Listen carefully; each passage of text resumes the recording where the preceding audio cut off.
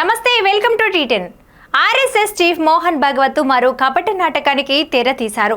వారణాసిలో జ్ఞాన్వాపి, మధురలో షాహీ ఈద్గా, శంభల్లోని షాహీ జామా మసీద్ల కింద ఆలయాలు ఉన్నాయంటూ ఒకవైపు మత విద్వేషాలను రెచ్చగొడుతూ మందిర్ మసీద్ వివాదాలు తలెత్తుతుండడం పట్ల ఆందోళన వ్యక్తం చేశారు. విశ్వగురు భారత్ అన్న అంశంపై సహజీవన్ అనే ఓ ఎన్జిఓ సంస్థ ఏర్పాటు చేసిన సమావేశంలో మోసపూరిత ప్రకటనలకు పెట్టింది పేరైన ఆర్ఎస్ఎస్ చీఫ్ లెక్చర్ ఇస్తూ ఉగ్రవాదం, దుందుడుకుతనం, బలవంతపు చర్యలు, ఇతర దేవుళ్లను కించపరచడం మన దేశ లక్షణం కాదని సెలవిచ్చారు. ఇతర మతాలను కించపరిచే ధోరణి పెరుగుతోందని, ఇది మంచిది కాదని అన్నారు.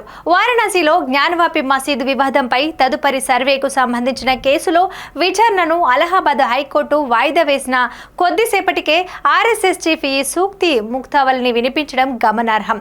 దశాబ్దాల నాటి మసీద్లు, హిందూ ఆలయాలను కూలదోసి కట్టారంటూ కోర్టుల్లో ఇలాంటి గ్రూపులు దేశవ్యాప్తంగా కోర్టుల్లో పిటిషన్ల మీద పిటిషన్లు వేస్తూ మత ఘర్షణలు రెచ్చగొడుతుంటే ఎన్నడూ నోరు పెదపని భగవత్ మత సామరస్యం, దయాగుణం గురించి లెక్చర్ ఇస్తున్నారు. అంబేద్కర్ గురించి రాజ్యసభలో అమిత్ షా చేసిన అవమానకర వ్యాఖ్యలపై దేశవ్యాప్తంగా నిరసనాగ్రహాలు వ్యక్తమవుతున్నటువంటి తరుణంలో దాని నుంచి ప్రజల దృష్టి మళ్లించేందుకే ఈ కపట నాటకానికి తెర తీసినట్లు పరిశీలకులు పేర్కొంటున్నారు.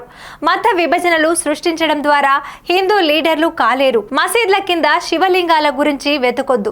భారత్ లో అందరూ సామరస్యంతో జీవిస్తున్నారని ప్రపంచానికి సందేశం ఇవ్వాలి లాంటి డైలాగులను ఆయన వల్లించారు. రైతుల ఉద్యమాన్ని ఆర్ఎస్ఎస్ కలుసన్నల్లోని బీజేపీ ప్రభుత్వం ఒకవైపు అణచివేస్తుంటే ఈయన గారు రైతుల పరిస్థితిపై మొసలి కన్నీరు కార్చారు. భగవత్ వ్యాఖ్యలపై కాంగ్రెస్ ఎంపీ శశిథరూర్ ఎక్స్ లో స్పందిస్తూ ఆర్ఎస్ఎస్ చీఫ్ మాటలను సంఘ పరివారకు శిరోధార్యం కావాలని అన్నారు. ఇది వంటి న్యూస్. చూస్తూనే ఉండండి టీ10.